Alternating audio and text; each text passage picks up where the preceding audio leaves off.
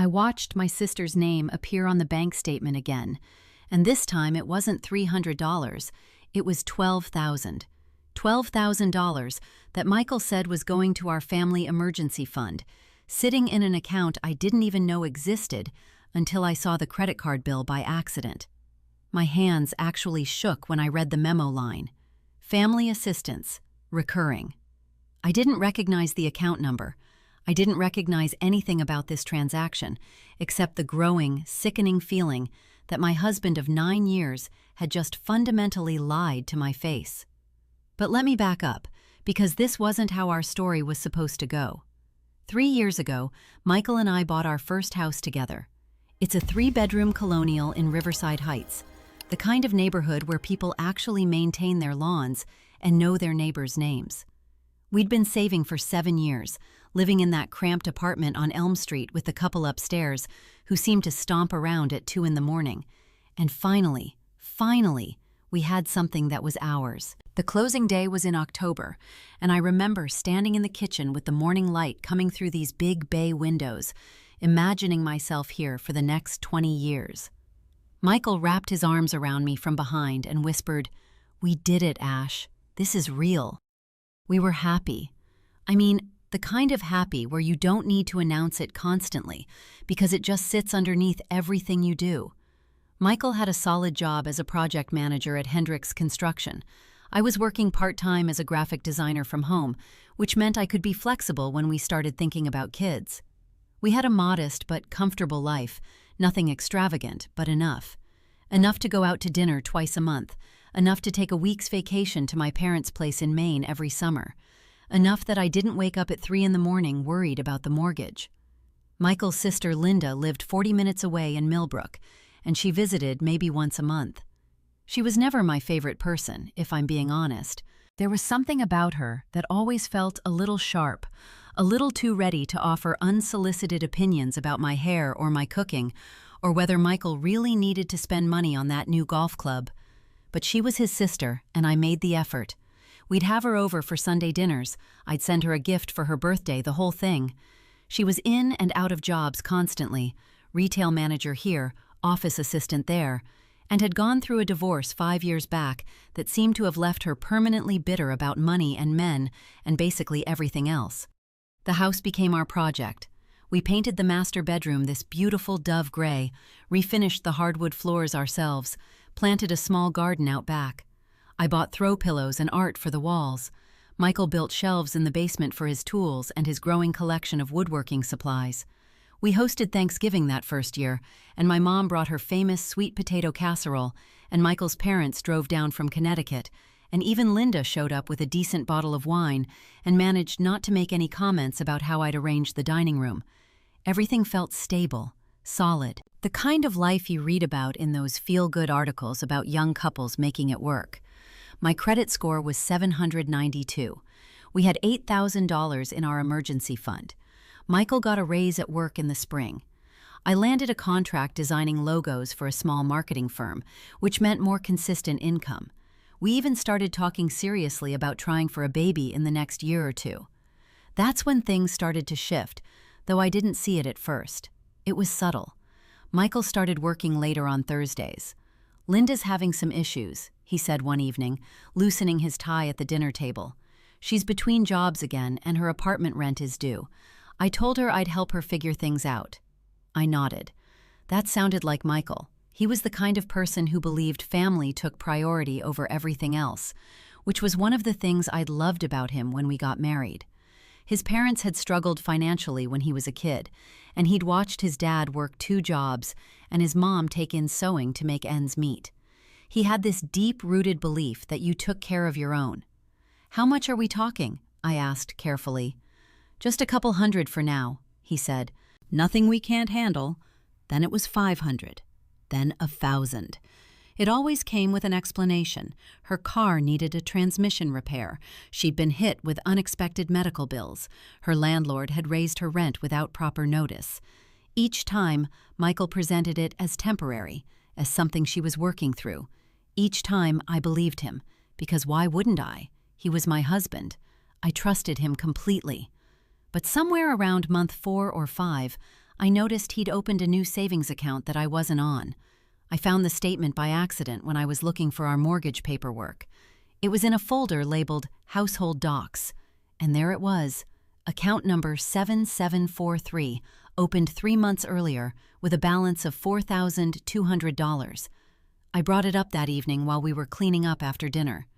"Hey babe, I found a savings account I didn't know about. What's that for?" Michael's jaw tightened. He didn't look at me, just kept loading the dishwasher. "It's for Linda," he said finally. "I didn't want to worry you about it. I'm helping her save up for a deposit on a new apartment. She's been having a really hard time, and I felt like the least I could do was—" "Michael."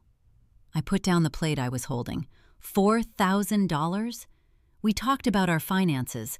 We said we'd be transparent about anything over 1,000. I know. He closed his eyes. She's my sister, Ash. She's really struggling, and I couldn't just watch her spiral. I promise it's temporary.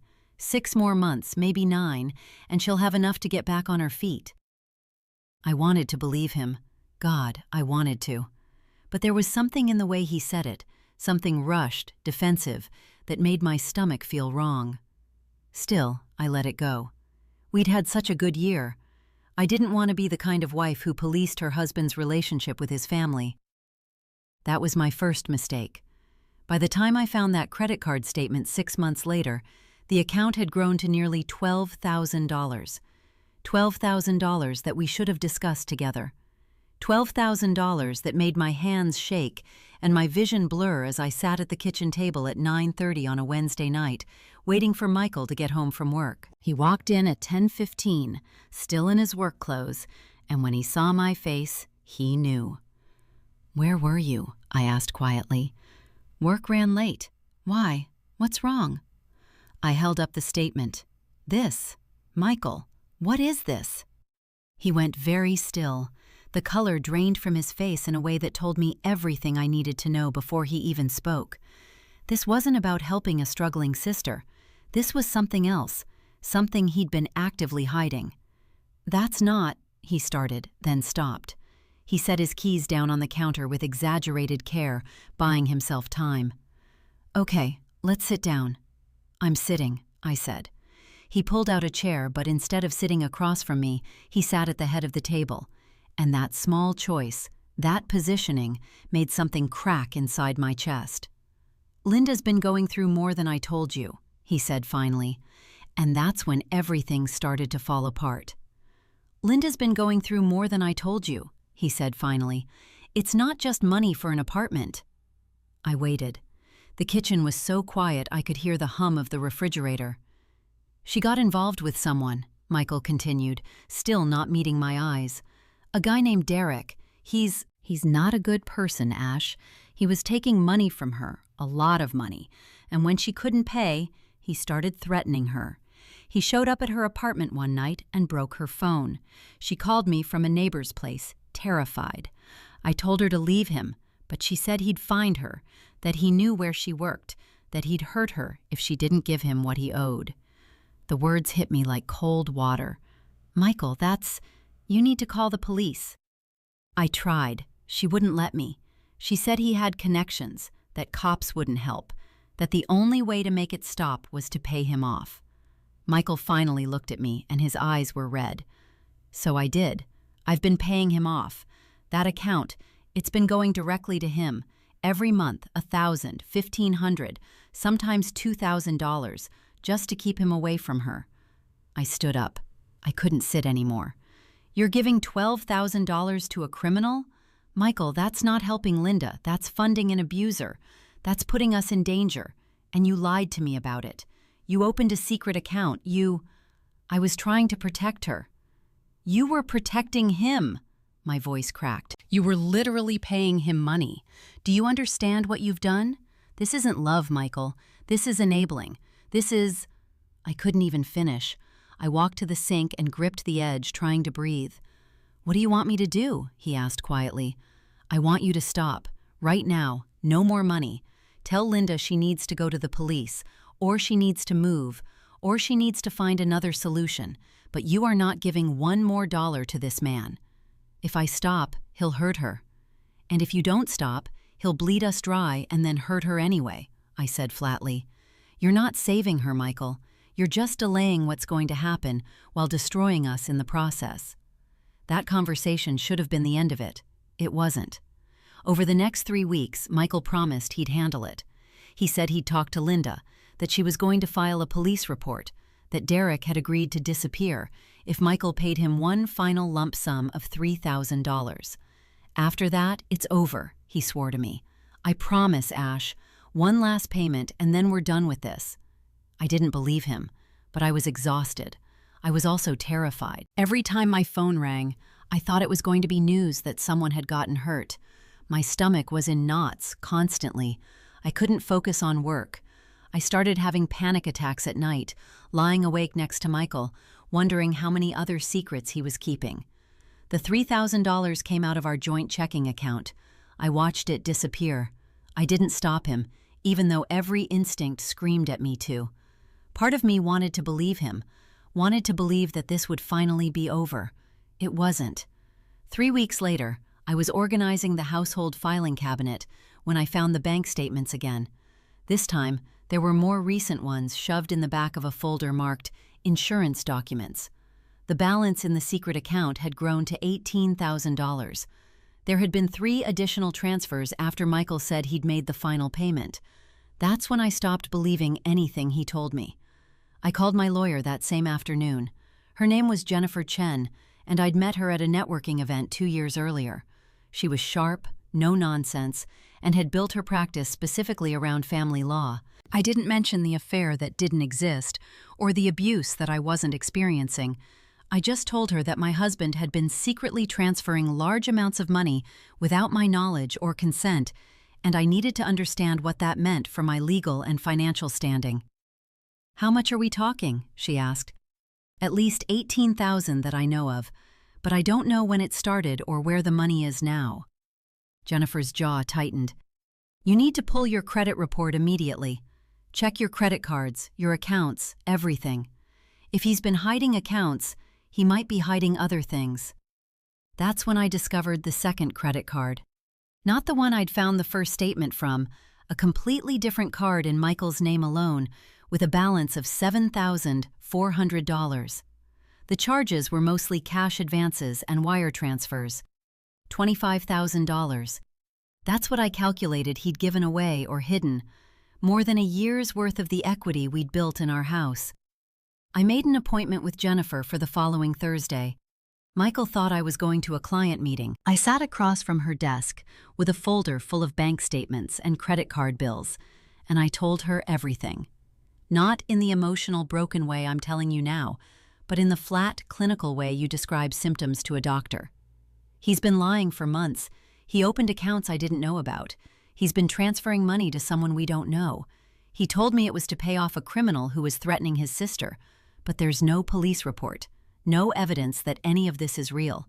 It might all be a lie, or Linda might be lying to him, and he's too blind to see it.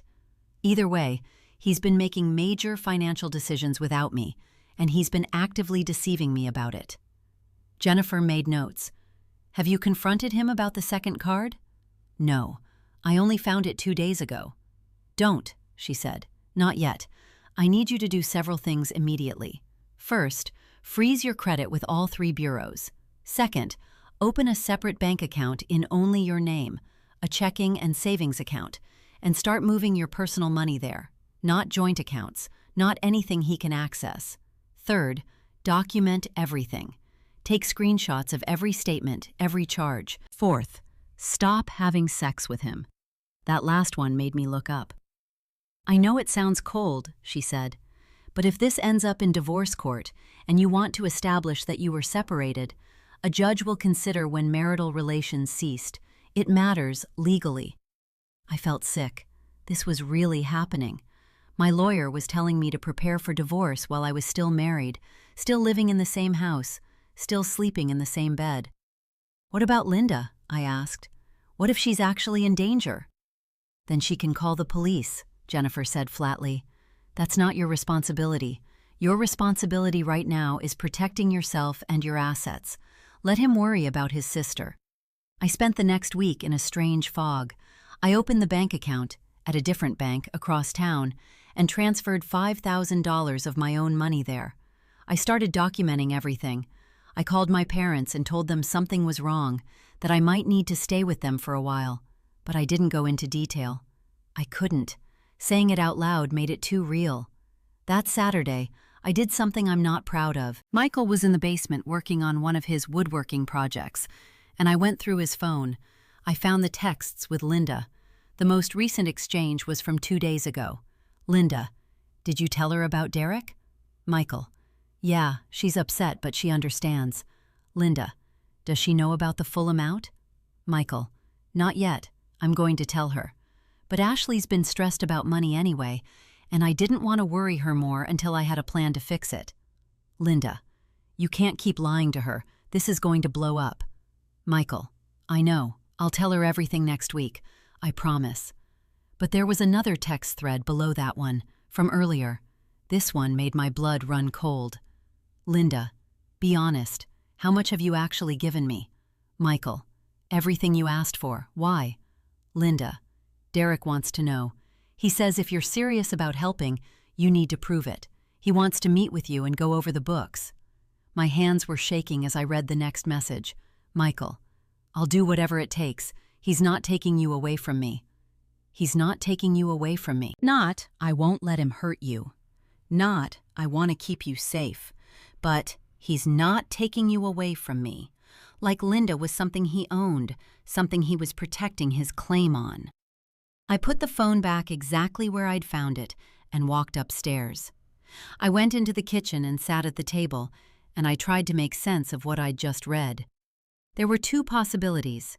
Either Linda was lying to Michael about Derek, lying so thoroughly and convincingly that she'd gotten him to hand over $25,000, or Michael was lying to me about what the money was for, and Linda knew it. Either way, I was the mark. I was the one being played. I texted Jennifer, "We need to talk today. It's urgent." She called me back within an hour. I met her at a coffee shop near her office, a generic chain place where nobody knew me and Michael wouldn't think to look. I showed her the text messages. Jennifer read through them twice. "Okay," she said finally. "I need to ask you something directly, and I need you to answer me honestly. Do you believe your husband is having a sexual or romantic relationship with his sister?" The question hit me like a punch. What? No. God, no. "Are you sure?" I stopped. Was I sure? The language was strange. "He's not taking you away from me." The secrecy, the way he'd shut down whenever I asked questions. The fact that Linda had been divorced for 5 years and spent most of her time either unemployed or between boyfriends, while Michael kept funneling money to her. "I don't know," I whispered. "Then we need to find out," Jennifer said, "and we need to do it before you make any major moves. If there's incest involved, that changes everything. That changes how a judge will view custody, asset division, everything." "We don't have kids," I said automatically. "Not yet, but you mentioned you wanted to. If you'd gotten pregnant in the last year while he was doing this, that would be his child too. The court would still need to make decisions about support and custody. We need to know what we're dealing with." I felt like I was in someone else's life, watching this conversation happen to someone else. Jennifer laid out a plan. She had a private investigator on retainer, someone discreet who specialized in infidelity cases. "I'm not saying you hire him yet," she said, "but if you want to know the truth, he's the fastest way to get it. 1 week, maybe 2, and he'll have answers. Photos, documentation, everything." "How much does that cost?" $3,500 for a week of surveillance. Could be more if it takes longer. I stared at my coffee. $3,500 to find out if my husband was fucking his sister. $3,500 on top of the $25,000 he'd already hidden. $3,500 that I'd have to take from my personal account because I sure as hell wasn't telling Michael. "Do it," I said. The investigator's name was Tom Reeves. He was older, probably in his 60s, with the kind of tired face that came from seeing the worst parts of people's lives on a daily basis. Jennifer set up a meeting between the three of us at her office on Monday morning, before work. "I'll follow your husband for 5 days," Tom said, spreading a contract across Jennifer's desk. "I'll document his movements, who he meets with, where he goes, what he does. I'll photograph everything. At the end of 5 days, I'll give you a detailed report with timestamps, location data, and imagery." "What if he finds out you're following him?" I asked. "He won't. I've been doing this for 30 years, but I need you to understand something. I'm going to see things you might not want to know. Infidelity investigations always turn up something, even if it's not what you expected to find. Are you prepared for that?" I nodded, even though I wasn't. The 5 days were the longest of my life. I went to work, came home, acted normal. Michael seemed distracted, spending a lot of time on his phone or in the basement. He asked me twice if everything was okay, and I told him I was just tired. He kissed me goodnight, and I had to force myself not to flinch. On Friday morning, Tom called. "I need to see you in person," he said, "not over the phone." We met at the same coffee shop. Tom had a folder with him, thick and heavy-looking. He didn't open it right away. "Your husband spent most of the week at work," he said. "His schedule is pretty normal, office from 9 to 5, lunch at the same deli on Thursdays, coffee with coworkers twice. But on Wednesday night, he drove to Millbrook. He went to a townhouse on Aspen Road. I have the address." He slid a photograph across the table. It was Michael, standing on the porch of a modest townhouse, and Linda was opening the door. Nothing inappropriate about the image itself, but the way they looked at each other. "He stayed for 3 hours, Tom continued. "During that time, I observed them through the front window. They sat on the couch, they talked, they cried. At one point, your husband held your sister-in-law's hand.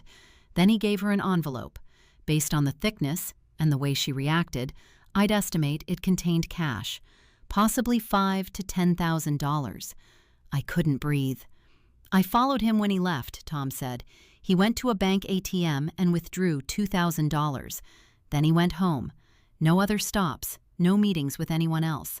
The incest angle, I don't have evidence of that, but I have evidence of financial deception and emotional enmeshment that definitely warrants concern." I opened the folder. There were photos of Michael and Linda together, photos of him handing her the envelope, photos of his face when she hugged him. They looked like photos of a couple, not a brother and sister. "There's something else," Tom said. "I dug into your sister-in-law's background.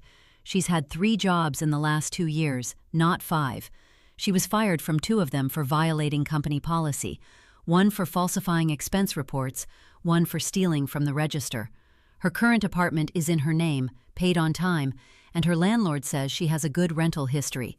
She has no criminal record, no restraining orders filed against her, and no reports of contact with anyone named Derek." I stared at him. "So Derek doesn't exist?" "I can't prove he doesn't exist, but I can tell you that if he did, and if he was threatening your sister-in-law the way your husband described, she would have filed a police report. I checked the local precinct records. There's nothing. No report with her name, no report with a Derek, no domestic violence calls to that address. Nothing."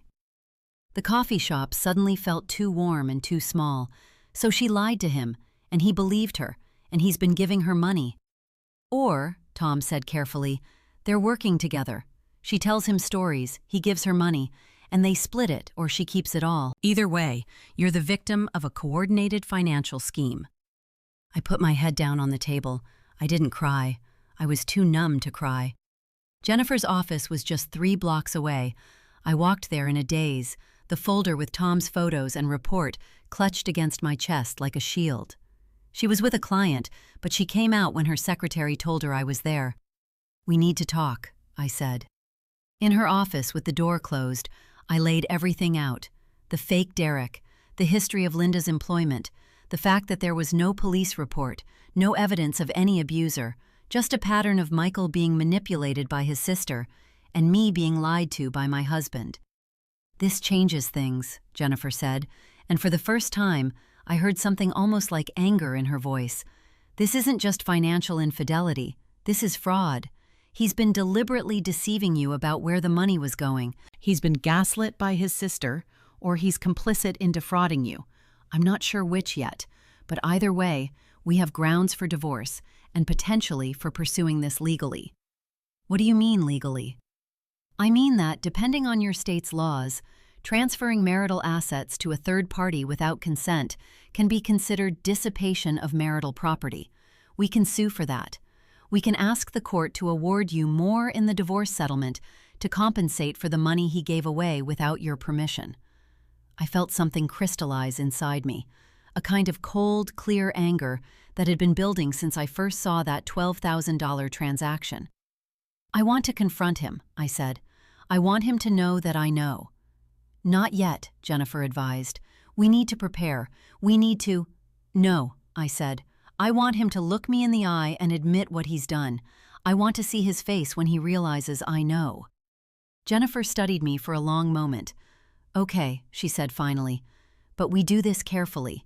We do it with a witness present. And you don't make any decisions in the moment. You listen, you let him talk, and then you leave. Can you do that? Yes, I said. I texted Michael that evening and asked him to come home early. He replied immediately, "Is everything okay?" I didn't answer. He was home by 5 o'clock, and he looked nervous. We sat in the living room, the same room where we'd talked about getting the house, where we'd planned our future, where everything had started to rot without me realizing it. I had the folder with Tom's report on the coffee table between us. "What's going on?" Michael asked. "I know about Derek," I said quietly. "Or rather, I know that there is no Derek." Michael's face went white. He opened his mouth, closed it. "I had you followed," I continued. "I have photographs of you and Linda. I have a private investigator's report documenting her employment history, her criminal record, or lack of one, and the fact that she has filed no police reports, no complaints, nothing that would suggest she's in danger from anyone. I have evidence that you gave her $10,000 on Wednesday night, and that you withdrew $2,000 in cash the next day. Ashley, I can explain. You can explain why you lied to me for months? You can explain why you opened secret accounts? You can explain why you've been giving away our money, money we saved together, money that's supposed to be for our future, to your sister who's been using you?" "She wasn't using me," Michael said, but his voice was uncertain. "Then what was she doing? Because according to the investigator, Derek doesn't exist. There's no abuser. There's no threat. There's just Linda telling you stories, and you believing them because you wanted to believe them." Michael stood up and walked to the window. His hands were shaking. "Linda's my sister," he said finally. "When we were kids, our dad left. Our mom worked 3 jobs, and Linda basically raised me. She changed my diapers. She helped me with homework. She made sure I had clothes that fit. I've always felt like I owed her. When she said she needed help, I couldn't say no. I couldn't—" He stopped. "You couldn't what?" I asked. "Love me more than you love her? You couldn't put your marriage first?" "That's not fair." "Fair?" I laughed, and it came out harsh and bitter. "You want to talk about fair? Fair is not opening secret accounts. Fair is not lying to your wife. Fair is having a conversation with me instead of making unilateral decisions that affect both of us. You took away my ability to make informed choices about my own financial security, Michael. You made me look like an idiot in front of a private investigator and a divorce attorney." Michael turned to face me. "Divorce attorney?" "Yes. I met with Jennifer Chen on Monday. I've been documenting everything. I have a separate bank account now, and I've been moving my personal money there. And I'm going to keep doing that until we figure out what happens next." "Ashley, please, we can fix this. I'll stop. I'll tell Linda I can't help her anymore. "You already said that," I said coldly. "You said you'd made the final payment. You said it was over. And then you gave her another $10,000. You don't get to fix this with promises anymore. You get to fix this by telling me the truth." Michael sat back down on the couch. He looked like I'd physically hit him. "What do you want to know?" "Everything. Starting from the beginning. When did you first give Linda money?" It took 3 hours.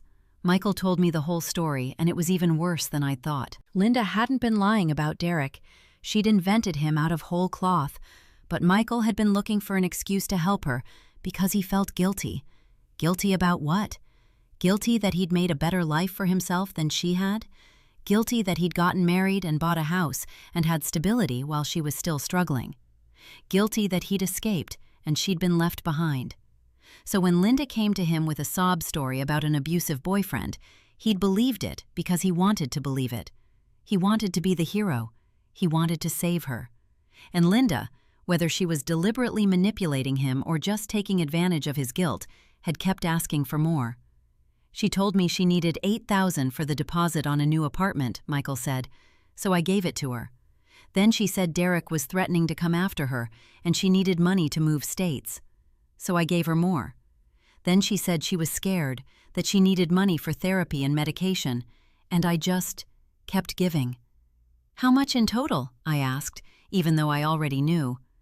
$27,000, Michael whispered. Maybe 28. I lost track. I felt something inside me break, not suddenly. It was more like a slow fracture that finally gave way. We sat in silence for a long time. I want you to leave, I said finally. I want you to pack a bag and go stay somewhere else. I need to think, and I can't do that with you here. Ashley. I'm not done, I continued. I want you to call Linda right now in front of me and tell her that you're cutting her off, completely. No more money, no more help. She's an adult and she needs to figure out her own life. And I want you to tell her that if she contacts this house or tries to reach me, I will pursue legal action for fraud. You can't ask me to do that. I can, and I am, I said. Call her, now. Michael pulled out his phone with shaking hands. He dialed Linda's number, and when she answered, he put it on speaker. Hey, man, Linda's voice came through, bright and cheerful. What's up? Linda, I need to tell you something, and I need you to listen carefully, Michael said. I'm cutting you off. No more money, no more help. I'm done. There was a pause. What? Michael, you can't just… I can, and I am. Ashley knows everything. She had me followed. She knows about Derek. She knows it's all been a lie, and I'm done being manipulated. You need to figure out your own life. You're an adult. Michael, you don't understand what I've been going through. He hung up. Linda called back 3 times. Michael didn't answer. She texted. He didn't respond. By the time he packed a bag and left to stay at a hotel, his phone had 17 messages from his sister, each one more desperate than the last. The next morning, I called Jennifer and told her to file for divorce. The paperwork was filed on a Tuesday. Michael was served at work on a Wednesday. By Thursday, Linda had called my house 7 times, left 5 voicemails, and sent 3 emails. The first voicemail was apologetic. Ash, I'm so sorry. I didn't think Michael would tell you. I was going through a really hard time and I just needed help. Please don't make him do this. We can work it out. The second was angry. You don't even know what you're talking about. Michael wanted to help me. He offered. You're the one being selfish. The third was desperate. Ashley, please. I don't have anywhere to go. I can't afford my apartment without his help. Please tell him to reconsider. The fourth was threatening. You're ruining his life. You're ruining our family. Michael's going to hate you for this. The fifth was all 3 at once. A rambling message where Linda cycled through apologies, anger, desperation, and threats in the span of 2 minutes. I saved every single one. When Michael tried to contact me to negotiate, I refused to speak to him directly. Everything went through Jennifer.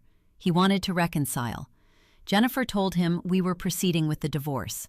He wanted to discuss it in person. Jennifer told him all communication would be in writing. He said he'd made a mistake and wanted to go to couples counseling. Jennifer said that was irrelevant to the dissolution of the marriage. The divorce took 8 months. It was brutal and expensive and humiliating. Michael tried to argue that the money he gave to Linda was a gift from his personal income, not marital assets. Jennifer produced bank statements showing that the money came from our joint accounts. Michael tried to argue that I was being vindictive and unreasonable.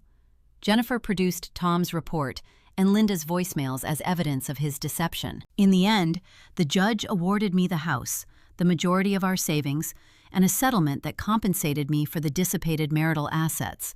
Michael had to pay my attorney's fees. He had to pay for the private investigator. He had to acknowledge in a legal document that he had deliberately hidden financial transactions from his spouse. The day the divorce was finalized, I stood outside the courthouse with Jennifer, and I felt absolutely nothing. No relief, no anger, no satisfaction. Just a hollow, exhausted numbness. "What happens to him?" I asked. "He'll rebuild," Jennifer said. "He'll get a job, he'll rent an apartment, he'll move on. People do." "And Linda?" "Your problem with Linda is over. If she contacts you again, you can pursue a restraining order. But my guess is she'll move on to the next person who'll give her money. People like that always do." I went home to the house, my house now, legally and completely. I walked through the rooms and tried to remember what it had felt like when we first bought it, when Michael wrapped his arms around me and said, "We did it, Ash. This is real." It had been real, and it had been a lie. Both things were true at the same time. I called my parents that night and told them I was ready to talk about everything. I told them the whole story, the secret accounts, the fake Derek, the money, the private investigator, all of it. My mother cried. My father got angry. But they both came to the house the next weekend and helped me pack up Michael's things that were still there. We went through the basement where he'd kept his woodworking supplies. There were half-finished projects everywhere. A bookshelf, a cutting board, a toy chest that he'd probably been planning to make for a child we'd never have together. I donated most of it. Some of it I threw away. The house felt different after that, quieter. I repainted the bedroom, not dove gray anymore, but a soft blue. I rearranged the furniture. I planted new flowers in the garden. I was slowly making it a place that was mine again, a place where I could imagine a future that didn't include him. 6 months after the divorce was finalized, I ran into Michael at the grocery store. He looked thinner, older. He was reaching for the same brand of cereal we used to buy together, and when he saw me, he froze. "Hey," he said quietly. "Hi," I replied, and I kept walking. He didn't try to stop me. He didn't try to explain or apologize or ask how I was doing. He just let me go. I never saw him again after that. As for Linda, I heard through mutual acquaintances that she'd moved to Florida and was working at a restaurant. I never confirmed whether it was true, and I never cared enough to find out. She'd sent me one final email about a year after everything fell apart. "I'm sorry for what happened. I was struggling, and I made bad choices. I hope you can forgive me someday." I didn't respond. I deleted it. And I never thought about her again, or at least, I tried not to. The house is paid off now. My credit score is back above 800. I've been dating someone new for the past year, a man named David, who doesn't have any complicated family drama, and who asks my permission before making any financial decisions that affect us both. We take things slowly. I'm not in a rush. Sometimes I still think about what Michael said that night, sitting at the head of the table while he confessed, "She's my sister. I owed her." Maybe he did owe her something.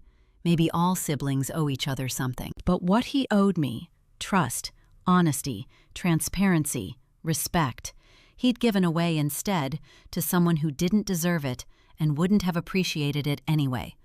The lesson I learned wasn't about marriage or family or money. It was simpler than that. Never ignore the small voice inside you that says something's wrong. Never let love or guilt or obligation override your own instinct to protect yourself. And never, ever believe someone who promises one last time when they've already broken that promise before. Because the truth is, there's always another lie coming. You just have to decide whether you're going to stick around to hear it. I didn't.